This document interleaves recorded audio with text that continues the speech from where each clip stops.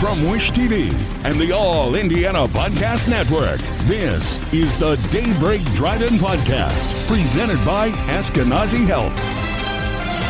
From Wish TV, I'm Derek Dennis with your News 8 Daybreak Drive-In for Wednesday, February 11th. New charges in the Hailey Buzbee case. This is the suspect takes investigators straight to her remains. A house from the 1800s damaged by fire, and the Pacers end a 4-game losing streak against the New York Knicks. Next.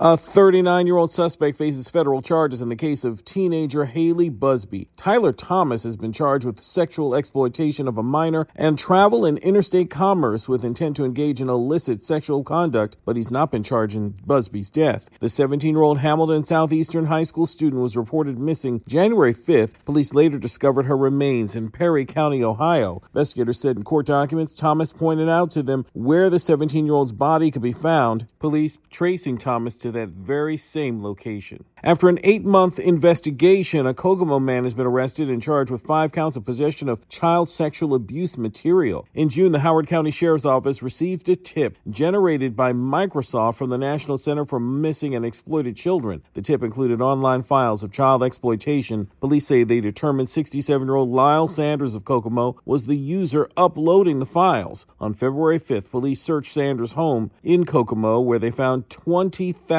images of child sex abuse material on one device. A fire on Tuesday damaged a circa 1885 house known as the Thomas H. Little House in Plainfield. The fire was reported at 1:15 in the afternoon Tuesday, and Plainfield Fire Territory posted on social media that the cause appeared to be accidental. Queen Anne-style house was carefully and famously moved in July of 2024 to Vandalia Boulevard just north of US 40. The Indiana Department of Natural Resources will host 7 public workshops across the state starting this Thursday in Marion County to gather input for a new statewide water inventory and management plan. Last April, Governor Mike Braun signed an executive order to develop such a plan. Anyone at the workshops can give feedback on enhancing Indiana's water monitoring networks. The first 3 in-person workshops will be this Thursday from 1 to 4 at the Garrison Restaurant at Fort Harrison State Park in Lawrence.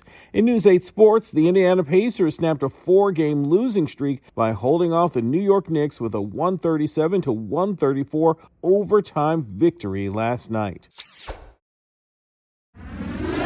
From Storm Track 8, rinse and repeat for the rest of the week. Highs today through Friday will remain below average in the mid-20s, still noticeably warmer than just days ago. From Wish TV, I'm Derek Dennis. Be sure to like and subscribe for your daily news updates from Wish TV on the All Indiana Podcast Network. This is the Daybreak Drive-In Podcast, a Wish TV News 8 update on demand.